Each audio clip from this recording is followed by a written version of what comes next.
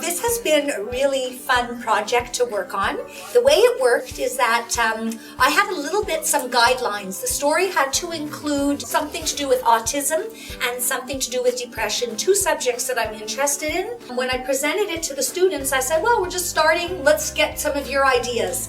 And I have a folder full of the stuff that the students' responses. Some they did by writing, some in discussion. And the very first day, the young man that you will meet in this video, Hamza, he raised his hand and said, what about if we use something about hate mail?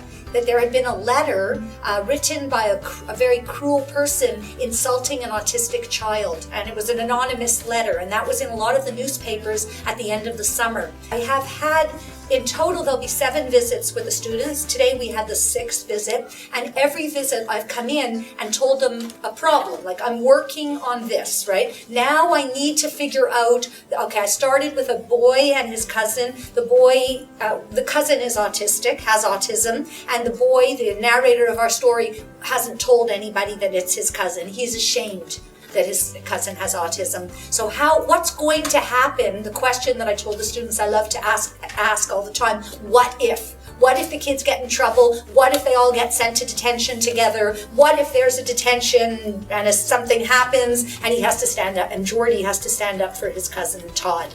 And I got many of the ideas from the kids in the class. Well, I think the impact on the students, it's more than just on one level. For example, they've learned a lot about the writing process, they've learned about taking notes, they've learned about how to come up with ideas, they've learned about writing a text or a draft. But I think they also learned about the topic, the autism as well. They're teenagers and they want to be accepted just like Todd did in the book too.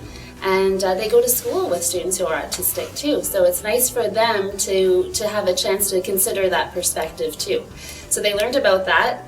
I feel also they really valued being consulted. They liked to be asked their opinion. I feel as if now I see that how autistic kids, even though they function differently, they're still like us because of their interests. Like they may have, for example, in their book, Todd, he really likes airplane. Me, it would be as if I like cooking or something, except I don't like express it the same way he does. I won't talk about it over and over and over again. So it's the same thing, except he shows it more. And in the book, when they said that how autistic kids don't have emotions, I found it weird because he does have feelings. They do have emotions. That's why he expresses it through how he talks about planes and how much he loves it. So before, I never used to like books and all that, and I never went to the library, and I never wrote a story, and my English marks were really low. Since Monique Polak came, she gave us notes, and my English had gotten better in studies. I got a 76 overall, and I was really happy. And the stories I write, I get 100%, and it just gets me really happy.